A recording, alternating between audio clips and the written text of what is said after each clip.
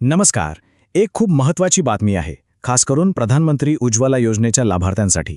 कारण काय आहे, तर या योजनेतून जी 300 रुपयांची सबसिडी मिळते ना, ती सुरू ठेवण्यासाठी एक नवीन नियम आलाय. चला पटकन जाणून घेऊया की हा नियम नेमका आहे तरी काय.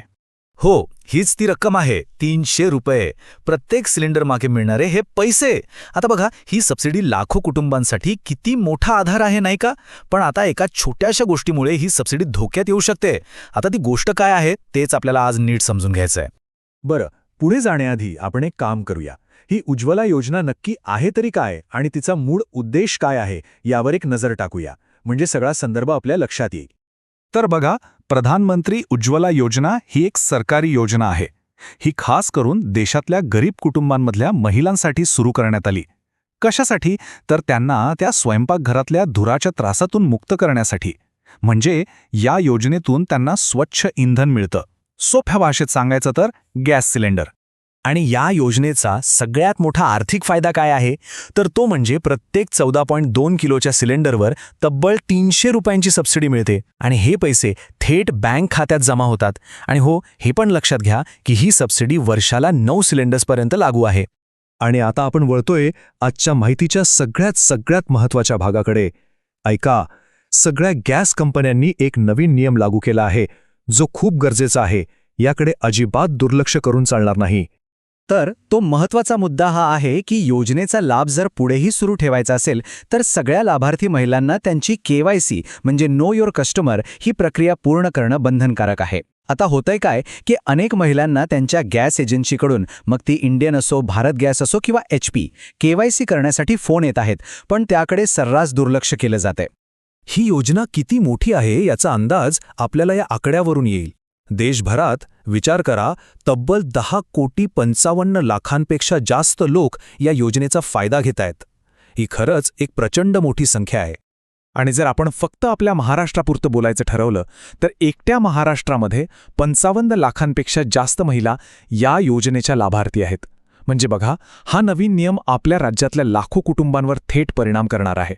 आता मनात सगळ्यात मोठा प्रश्न हाच येतो की ठीक आहे, पण समजा ही KYC केली नाही तर काय होईल? याचे नेमके परिणाम काय असतील हे समजून घेणं खूप महत्त्वाचं आहे.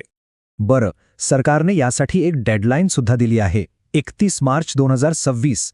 पण प्रश्न हा आहे की या तारखेनंतर नेमकं काय होणार? ज्यांची KYC पूर्ण झालेली नाही त्यांना काय परिणामांना सामोरं लागावं लागेल? उत्तर अगदी सरळ आहे आणि तितकंच गंभीर सुद्धा. सबसिडी मिळणं बंद होईल. हो, अगदी बरोबर ऐकलं. जर 31 मार्च 2026 पर्यंत KYC पूर्ण केली नाही तर खात्यात जे 300 रुपये येतात ते पूर्णपणे थांबवले जातील. 1 रुपयाही मिळणार नाही. पण थांबा, घाबरून जाण्याचं अजिबात काही कारण नाही. कारण चांगली गोष्ट ही आहे की ही प्रक्रिया खूप सोपी आहे. KYC पूर्ण करण्यासाठी सरकारने खूप सोपे मार्ग उपलब्ध करून दिले आहेत. पहिला मार्ग आहे घर बसल्या KYC करण्याचा. यासाठी काय करायचं?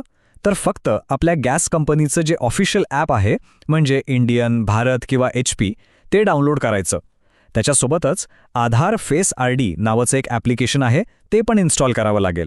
मग काय, ॲपमध्ये जशा सूचना दिल्या आहेत त्या फॉलो करायच्या, चेहरा स्कॅन करायचा आणि झाली आपली KYC पूर्ण. आणि ज्यांना ॲप वगैरे वापरणं जरा कटकटीचं वाटतं त्यांच्यासाठी दुसरा त्याहून सोपा मार्ग आहे. काही नाही, फक्त आपल्या जवळच्या गॅस एजन्सीच्या ऑफिसमध्ये जायचं. तिथे जाऊन त्यांना सांगायचंय की फेस स्कॅनिंगद्वारे KYC करायची आहे. विश्वास ठेवा, ही सगळी प्रक्रिया पूर्ण व्हायला फक्त 2 ते 5 मिनिटं लागतात. एकदम जलद आणि सोपी पद्धत आहे.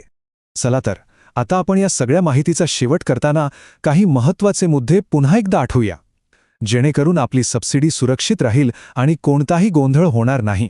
तर लक्षात ठेवण्यासारखे 4 सोपे मुद्दे आहेत. पहिला, उज्ज्वला योजनेच्या सर्व लाभार्थ्यांसाठी KYC आता कंपल्सरी आहे. दुसरा, याची शेवटची तारीख आहे 31 मार्च 2026. तिसरा आणि सगळ्यात महत्त्वाचा, KYC नाही केली तर 300 रुपयांची सबसिडी बंद होईल. आणि चौथा, ही प्रक्रिया घरबसल्या ॲपमधून किंवा जवळच्या गॅस एजन्सीमध्ये जाऊन सहज करता येते. तर या सगळ्या माहितीनंतर एकच महत्त्वाचा प्रश्न उरतो, KYC पूर्ण झाली आहे का? नसेल झाली तर आता अजिबात उशीर करू नका. आजच सांगितलेल्या सोप्या मार्गांपैकी एक निवडा, प्रक्रिया पूर्ण करा आणि हक्काची सबसिडी सुरक्षित ठेवा.